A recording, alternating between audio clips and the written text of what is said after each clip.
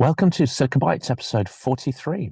And this is a week when, again, an extraordinary amount has happened, and there has seemingly been a decisive shift in the attitude of the Western allies towards Ukrainian victory. And this is most notable in a statement by David Cameron, the Foreign Secretary of the UK. Kiev may use British weapons to strike targets inside Russia, Cameron says. This is reported by the KYIV Independent. He announced on the 3rd of May that Ukraine may use British weapons to strike against targets in Russia. Britain has pledged £3 billion in annual military assistance to Ukraine, the UK Foreign Secretary said, adding that this would continue as long as it takes. He assured that London had no qualms about the possibility of the provided weaponry being utilised within Russian territory. And this visit follows UK Prime Minister Rishi Sunak's announcement the UK will spend 2.5% of its GDP on defence, in addition to committing this £3 billion a year to support Ukraine. Some of that equipment, he announced, is already arriving in Kiev, and he said this while outside the St. Michael's Cathedral in downtown Kiev. To confirm that reporters had not misheard, he said that Ukraine has the right to strike targets inside Russia, that this decision remains with Kiev as a sovereign power. He added, just as Russia is striking inside Ukraine, you can quite understand why Ukraine feels the need to make sure it's defending itself. This confirms that the UK has been one of the staunchest allies of Ukraine and one of the least intimidated by Russian nuclear threats. And we're hearing slightly more decisive language coming out of the US as well. US aid will help launch a counteroffensive in 2025, says Jake Sullivan.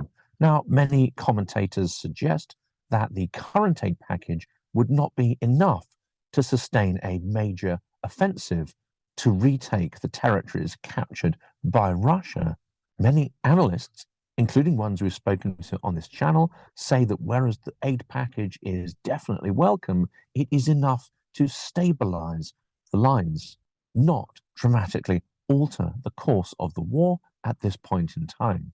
Ukraine will look to launch a counteroffensive in 2025, says Jake Sullivan, with the support of the approved $61 billion aid package from the United States, as well as, and this is crucial, additional aid funding and potentially different classes of munitions as well. Sullivan echoed Ukraine's hopes that the country will move forward to recapture territory that Russians have taken. This is, and it's important to note, the clearest articulation as to how the White House sees the war evolving, and it's moving away from that defensive language to slightly more pointed, slightly more focused language that starts to extend into the idea that Ukraine may strive for a victory that includes the sovereign territories captured by Russia since 2014.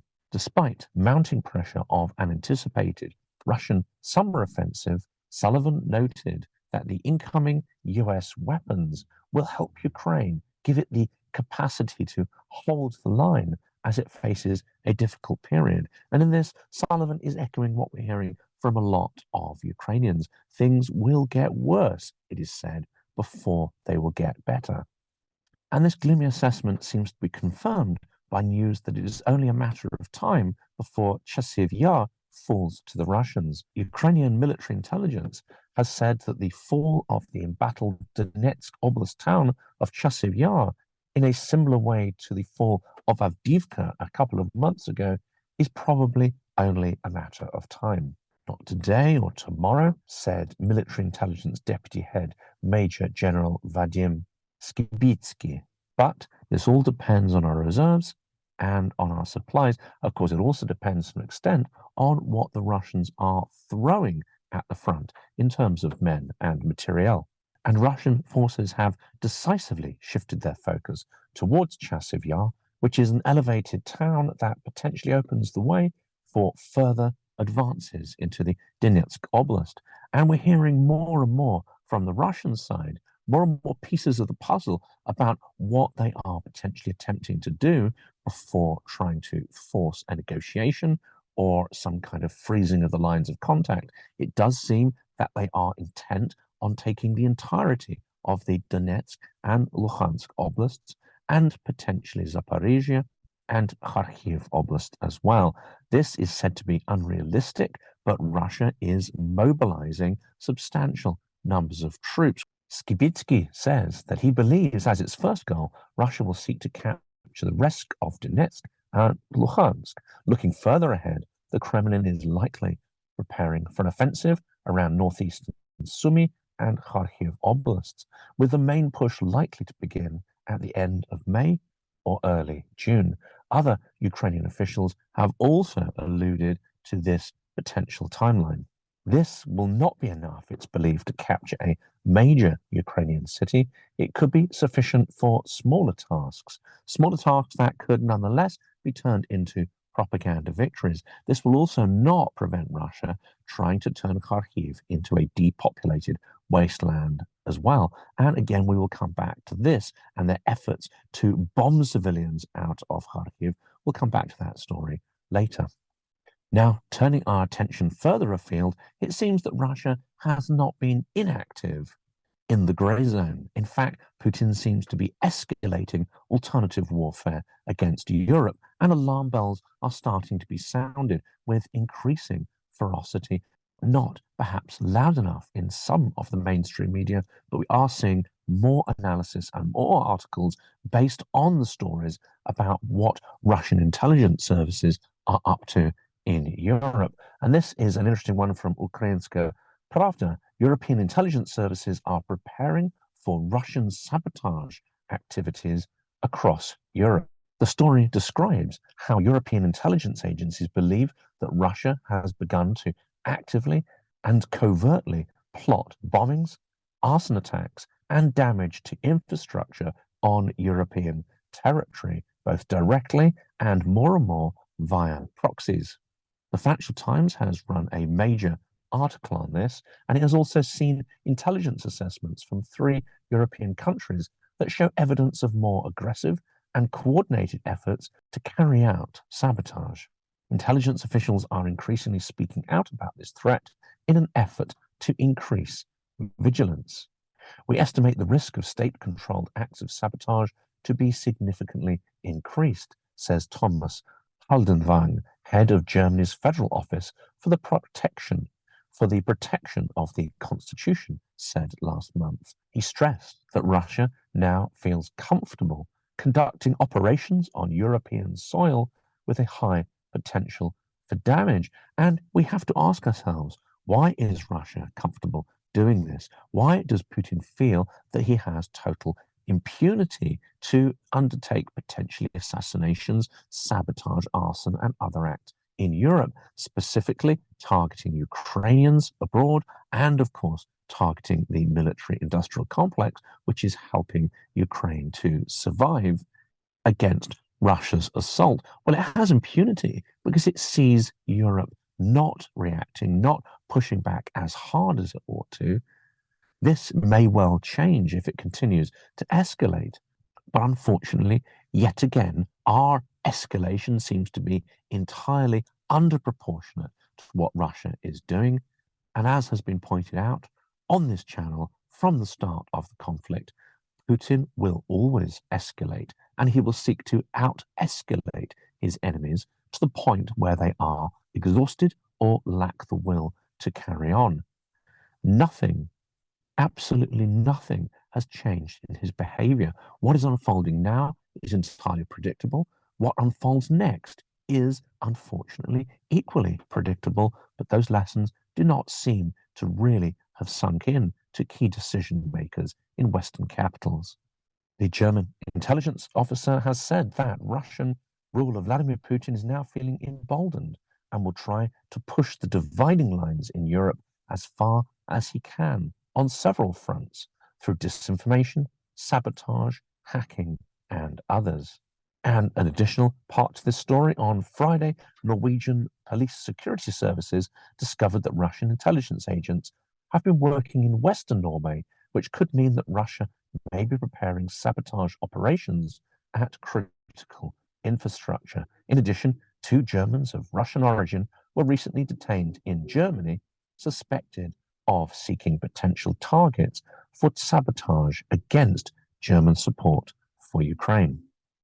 And if you're not already following Keir Giles on this topic on Twitter or X, I recommend that you do.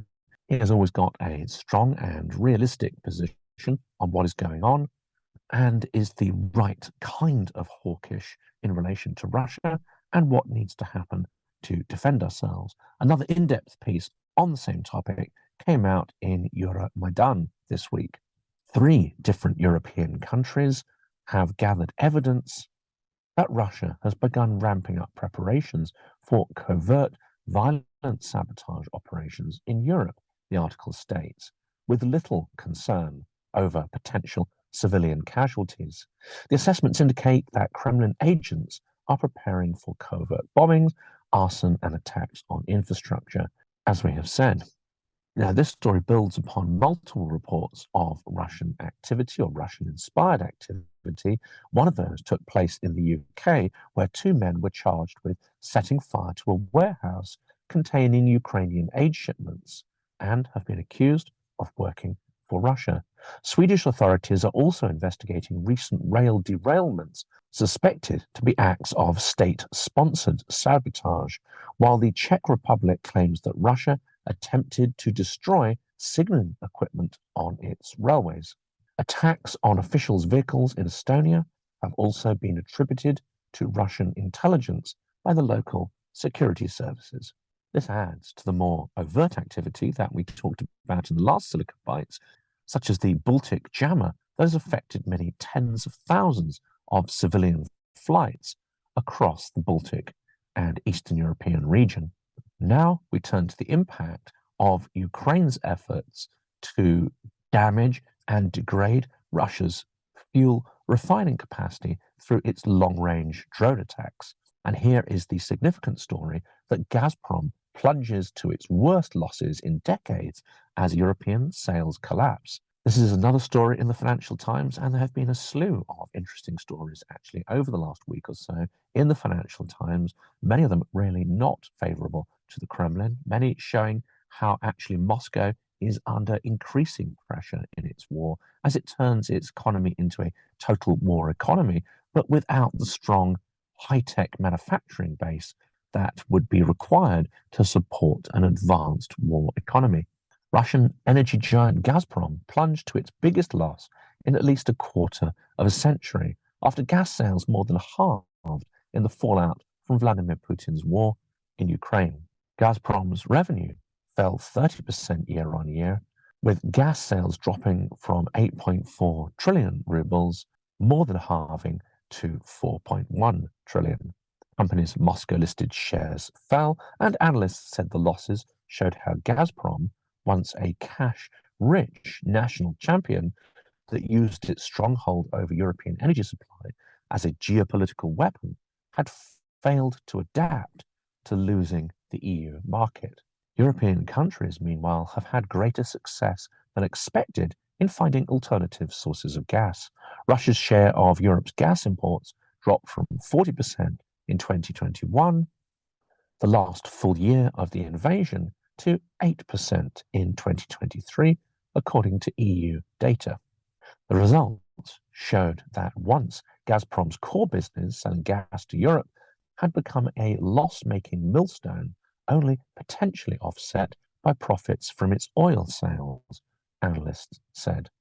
Profits from oil, gas condensate, and petroproducts rose in that same period, but only by 4.3% on the previous year, showing how some portions of the Russian economy have been successfully adapting to Western sanctions and attempts to place limits on their income-generating capacity. And here is another interesting and detailed piece in the Financial Times. Russian finance flows slump after the US targets Vladimir Putin's war machine. The US crackdown on banks financing trade in goods for Vladimir Putin's invasion of Ukraine has made it much more difficult to move money in and out of Russia, according to the FT. They are quoting senior Western officials and have been talking anonymously to Russian financiers. And critically, Moscow's trade volumes with key partners such as Turkey and China have slumped in the first quarter of 2024 after the US has targeted international banks that have been helping Russia acquire critical products to aid its war effort. It's interesting to note that as the US gets more serious about Ukrainian victory, it is only now really starting to try and plug some of the gaps in the sanctions regime, something that really ought to have been done at the start of the full-scale war. It's definitely a goal to make it much more difficult for money to flow, to increase the cost to Russians and Russia, and create friction for their banking system, quotes the article. Disruption is an important outcome.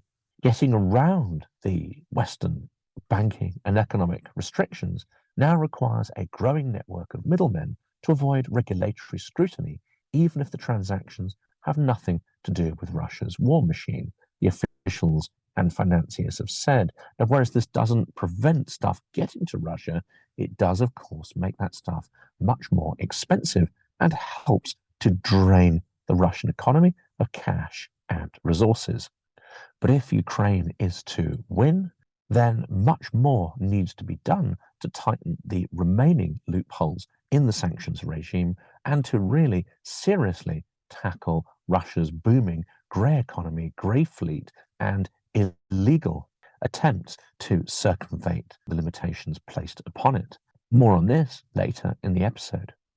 And just to cap out this segment on Russia's economy, there are plenty of articles talking about the genuine challenges that Vladimir Putin faces in getting the revenue he needs to power his war machine. Here is an example of the exact opposite. It's dated 16th of April, and it's from the BBC News website. And I think this is an example of extremely poor reporting that doesn't question the sources of information. This article says Russia to grow faster than all the advanced economies, says the IMF, etc., etc. The IMF expects Russia to grow 3.2% this year, significantly more than the UK, France, and Germany. Oil exports have held steady, etc., etc. Despite many gloomy predictions, the world will avoid a recession, and Russia's economy has proved to be far more resilient than anyone expected. But this is extremely poor. It is quoting the IMF. The IMF uses figures that are issued by the Russian central bank. And the thing we need to know about Russian administration is it lies. It lies and it lies. It exaggerates facts. It hides costs and expenditure. And it seeks to mask any of the negativity hitting the economy that in any way would be used to undermine its war effort or to create informational propaganda against it. So quoting the IMF, that seems to unquestionably quote Russian figures, is extremely poor reporting. The article also fails to point out that it's not unusual for a war economy to grow.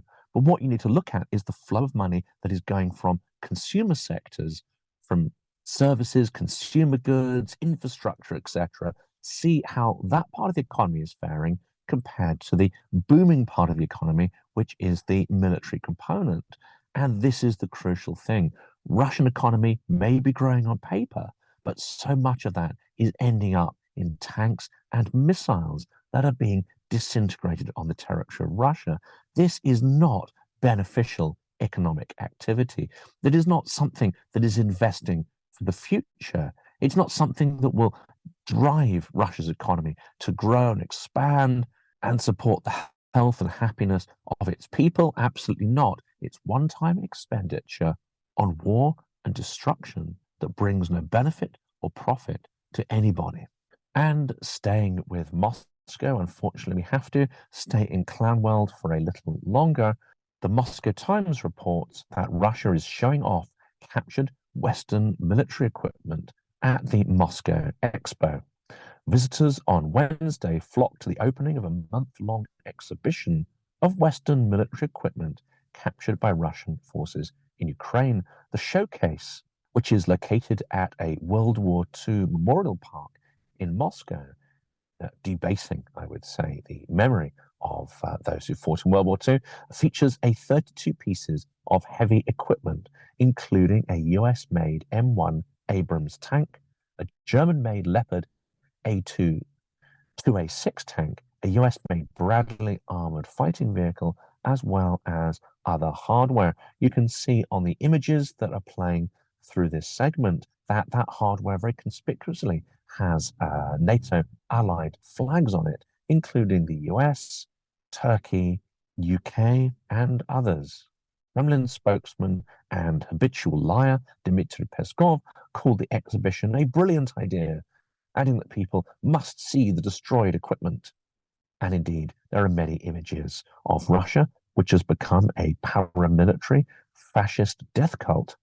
And there are eager crowds gawping at the hardware, elderly men raising their fists and swearing at the Western equipment. It is, of course, pathetic. Now, you might say that in Kiev, a similar exhibition has been taking place since Russia's invasion of Ukraine's capital was thwarted. A similar exhibition of destroyed Russian armor is taking place. You might ask, what is the difference? Well, I think it's all the difference in the world, depending on whether you are the aggressor, whether you are an aspiring imperial power, or whether you are the colonized. When Ukraine does it, it's inspiring and heartening for people who are under genocidal attack. When Russia does it, it's flaunting their total absence of any kind of values beyond violence, force, coercion, and enforcing the sheer criminality of Russia's acts. And now let's turn to the events in Georgia. Much has been written about the foreign agents law that the Georgian government is trying to introduce into parliament. This is their second attempt to introduce such a law. It has been stated that this law would be a major block to Georgia's accession to the EU, and as such, it seems to directly go against the majority wish of the population, which is to become part of the European world and to join the European institutions. In fact, Georgia was well on the way to becoming an EU member state and has actually been energetically implementing reforms that would allow it to do this. And that includes the current government. That's why they're about turn. That's why their decision to frustrate a process which they themselves had embarked upon doesn't make much sense unless you consider the influence of Moscow. This seems almost to be a repeat of what happened in Ukraine. A democratically elected government suddenly decides at the behest of Moscow to go against its popular mandate, go against the very policies it was voted into government under. Well, this story is one for pair in the Moscow Times, and it shows Georgian riot police clashing with protesters who are rallying against that foreign influence law. Thousands of Georgians this week have rallied against the controversial foreign agents bill being debated in Georgia's parliament. That follows scenes of violence and confrontation within the parliamentary chamber itself. Critics have compared the legislation to Russia's foreign agents law, which paved the way for the full suppression of opposition within the Russian society and system. And we can see that that law adopted in Russia a decade ago, we can see where that leads. And in Belarus too, the path from elected government to elected dictatorship is a process of boiling the frog. And Georgians absolutely understand this, that at some point an elective government turns into a dictatorship. And at that point, there's nothing you can do except remove it and start again. The draft legislation was approved in its second reading on Wednesday night. A final reading is scheduled for May the 17th. Georgia has sought for years to deepen its relations with the West, but the ruling Georgian Dream Party, led by billionaire Bidzina Ivanishvili, has adopted increasingly anti-Western views in recent years and has been accused of trying to steer closer to Russia. Now, I won't go into huge detail in this episode because we've got an excellent interview on the channel from last week about what's happening in Georgia, and we will have two more in-depth conversations about the unfolding events in Georgia on the channel in the coming weeks.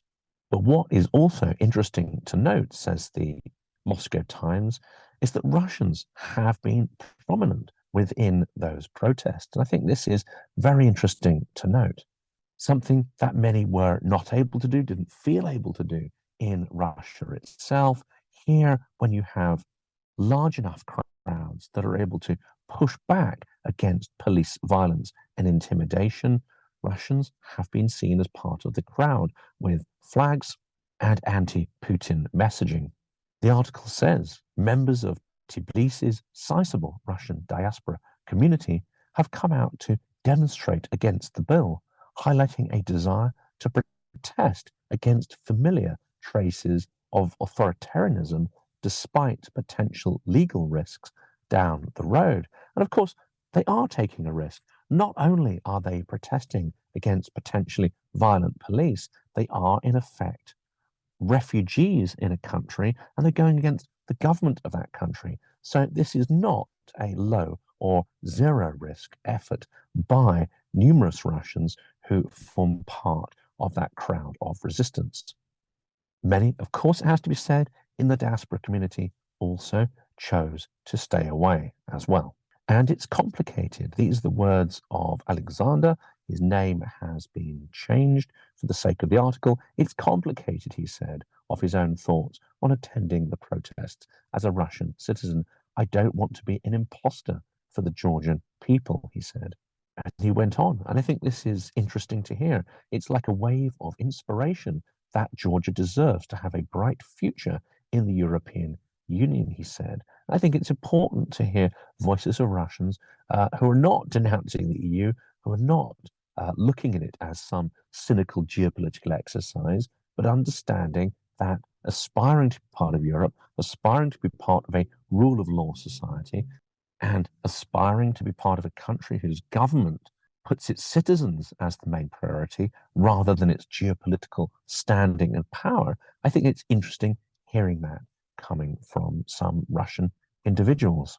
But as these protests continue, they seem to be following the pattern of what happened in Ukraine, whereby the security police, the local Ukrainian security police, are getting increasingly vicious and violent, smashing people to the ground, beating them up. And conspicuously, there are plain-clothed, out-of-uniform thugs in dark t-shirts and trousers who are reacting to the crowd with extreme violence, extreme loathing. It's disturbing and unpleasant to see this, but unfortunately, this is likely to increase if the events carry on following the pattern as they did in 2014 in Maidan, Ukraine. And quickly covering two stories which show a little bit of a difference between two key European nations. One is the Italian defense minister ruling out sending troops to Ukraine, saying the discussion itself, not even the action of sending troops, increases tensions, quote. That same defense minister has come out this morning and started talking about potentially negotiating with Russia. So that would seem to be an incredibly weak and potentially appeasing position, perhaps not reflected by everybody in the Italian government, however. In contrast, another article here is about Macron, and the Kremlin is losing its mind over the, quote, dangerous remarks by Macron about troop deployment in Ukraine. The Kremlin on Friday slammed comments by French president in which he repeated yet again that the possibility of sending troops to Ukraine should not be ruled out. And this is from an extensive interview in The Economist published on Thursday. Macron said question of sending Western troops to Ukraine would legitimately arise if Russia broke through Ukrainian front lines and Kyiv made such a request to its allies. Several NATO countries have been quick to pour cold water on that and push back, such as in February when Macron first said that Paris had not ruled out this possibility of sending its own troops to Ukraine. Of course, Peskov and others in the Russian administration have lost their minds over this idea, branding it dangerous and the usual kind of threats. This poses a danger to European security architecture, etc., as if Russia has not been trying to tear that security down for the last couple of years.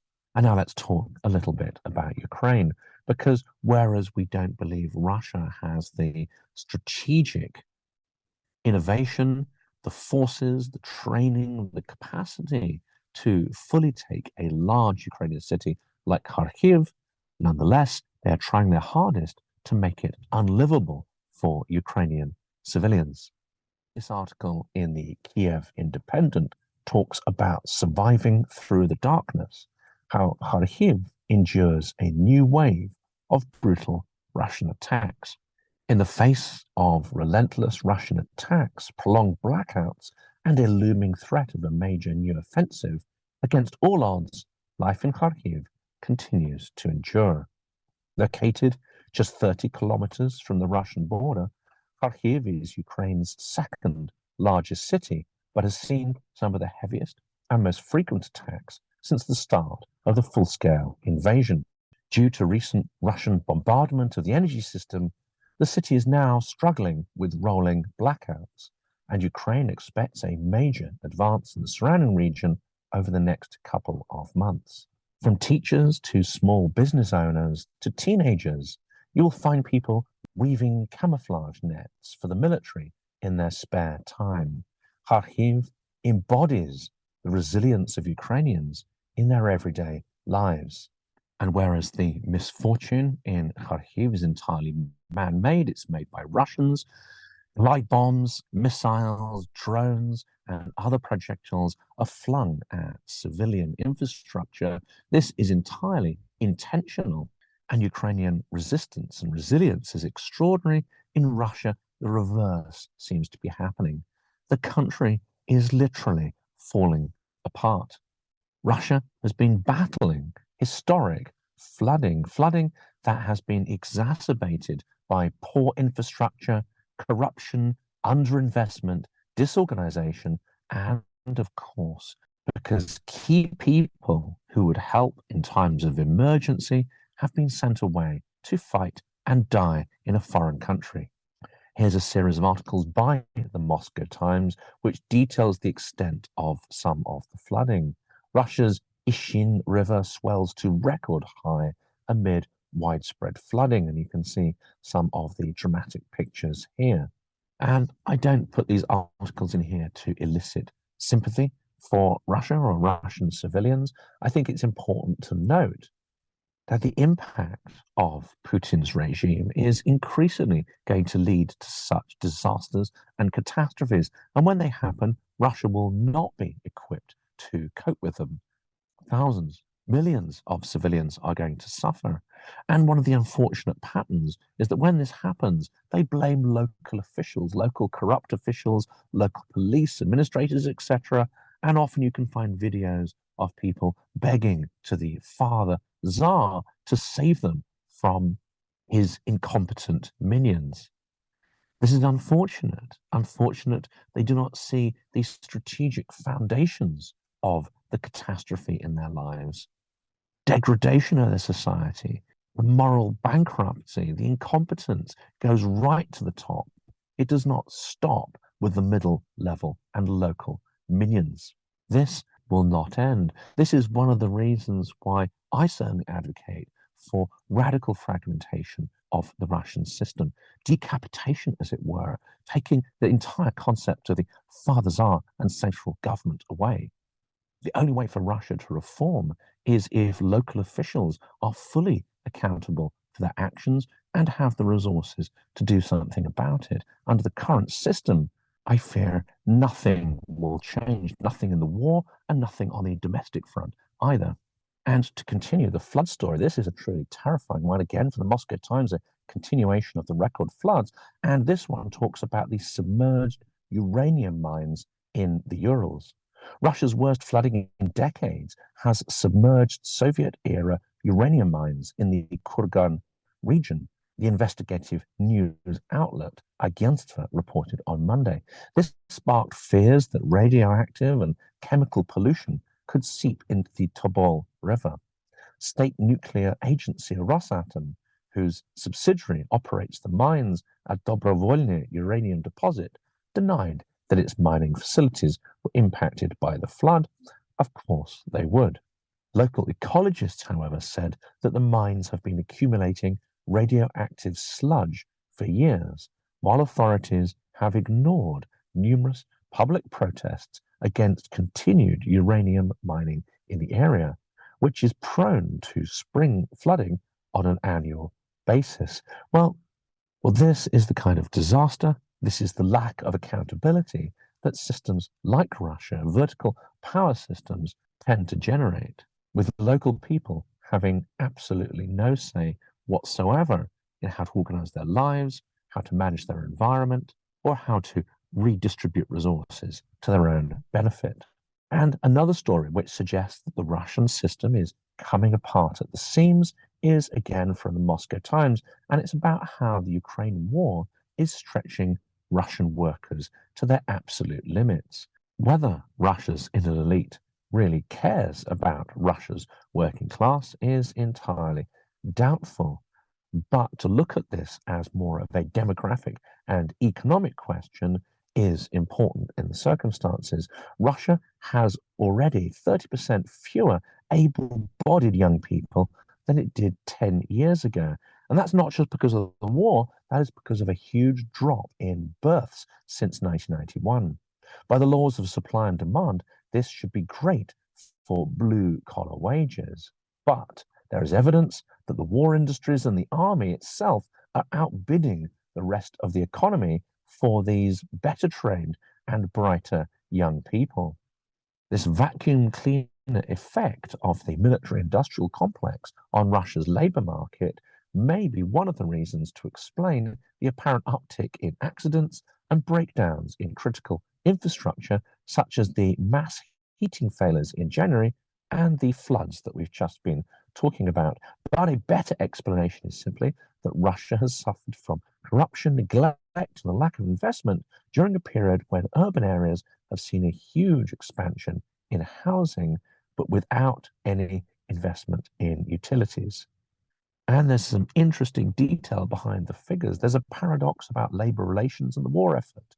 Good pay and, in some areas, improving conditions mean that workers are improving their earning capability. But because of the massive demographic squeeze, they only typically realize their power within the economy by changing jobs frequently.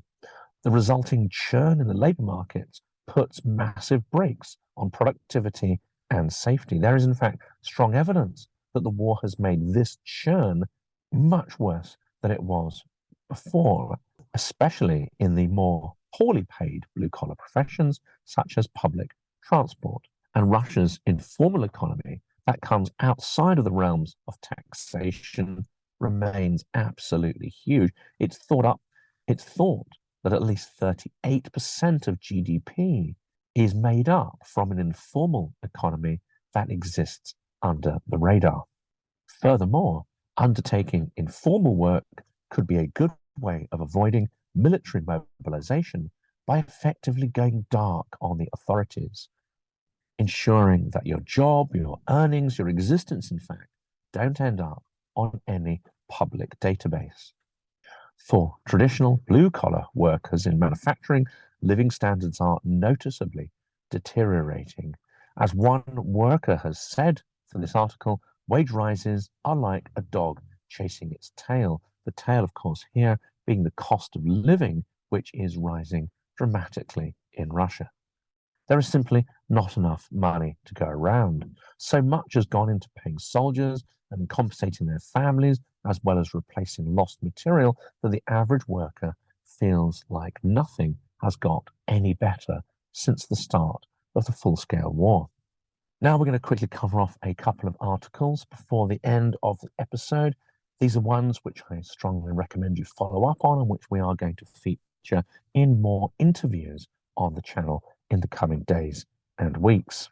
This one from the Moscow Times, but it has been reported in many outlets, is the fact that some major European banks are paying in Russia more in taxes than before the Ukrainian invasion.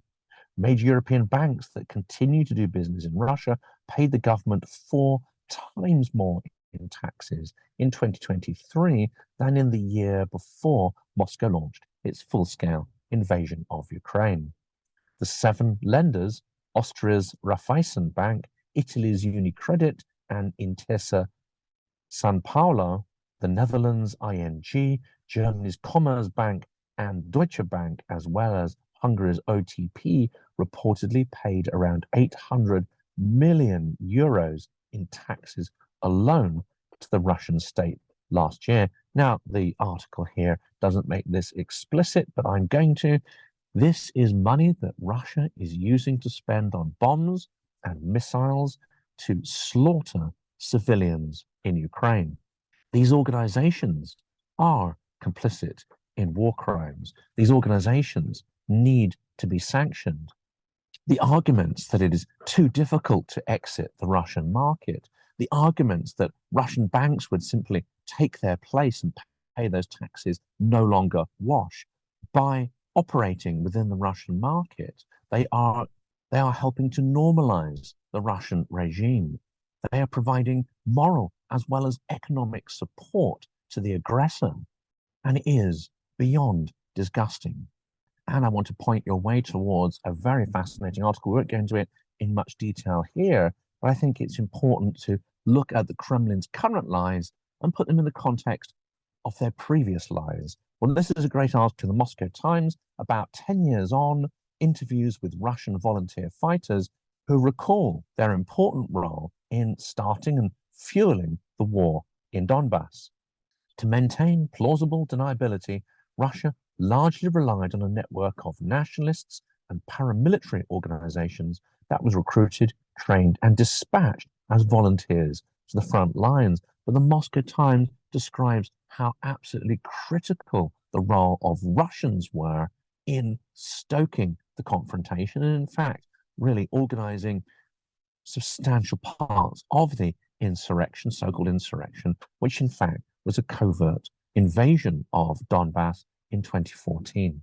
Well, there's some fascinating details in that article. The link will be contained in the description of this video. And let's end with an absolutely horrific article. We are unfortunately going to return to Clown World just for a second for this one, but it is a particularly dark and disturbing iteration of Clown World. And this is a report in Nova Gazeta that a Russian criminal has been released from prison to fight in Ukraine. What's unusual about that, you may ask? Because many tens of thousands of criminals have already been released to help fight Vladimir Putin's genocidal war. Well, this one is especially grim. This is a Russian heart-eating cannibal who's been released to go and fight in Ukraine. A Russian man sentenced to 25 years in prison for murdering a man and eating his heart has left prison to fight in Ukraine. Dmitry Malyshev, a resident of the southern Russian city of Volgograd, led an organized crime group that has already gunned down 2 businessmen in 2013, it is reported by local outlets. His criminal career took an even more sinister turn in 2014 when he killed a 46-year-old Tajik man during an argument. Malyshev hit his drinking buddy over the head 4 times, cut out his heart, then fried it and ate it. He also filmed the process. Russia is conducting a war on the European continent. Russia is conducting a grey zone warfare against Europe. If we're not careful, Russia will go further beyond Ukraine and seek to dominate other European countries as well. And it's not sending its best. It's not bringing civilized values to Europe. It's bringing unimaginable barbarism. It's sending criminals, and in this case, cannibals, to commit crimes in Ukraine at the behest of a psychopathic dictator. We cannot allow this to continue month in, month out, or for years ahead. It is unconscionable that we should not be pushing back hard against this with everything that we've got.